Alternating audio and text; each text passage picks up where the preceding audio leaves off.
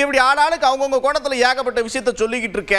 டெல்லிக்கு போனதுக்கான காரணம், அங்க என்னெல்லாம் நடந்துச்சு, என்னெல்லாம் பேசினாங்க, என்னெல்லாம் கோரிக்கை வச்சது அப்படின்ற ஃபுல் டீட்டெயில்ஸை முதலமைச்சர் சொல்லியிருக்கிறார். பாப்பாவா சென்னையில் பார்த்து மெட்ரோவிடம் ஒப்படைக்கணும்னு அவர் கோரிக்கை வச்சிருக்கிறோம்.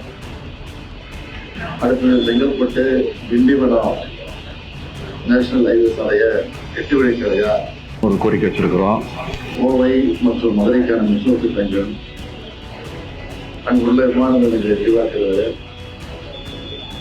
சென்னையில் பார்த்து மெட்ரோவிடம் ஒப்படைக்கணும்னு அவர் கோரிக்கை வச்சிருக்கிறோம்.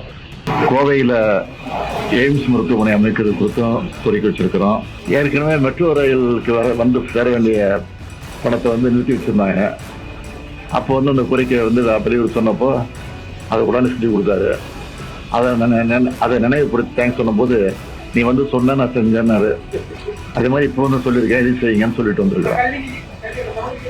அது நம்பிக்கையோடு இருப்போம். எடப்பாடி பழனிசாமி என்ன சொன்னார், வெள்ளைக்குடி காட்ட போறேன் சொன்னாரு. என்கிட்ட வெள்ளைக்குடியும் இல்லை, அவர்கிட்ட இருக்கிற மாதிரி காவி கூட என்கிட்ட இல்லை.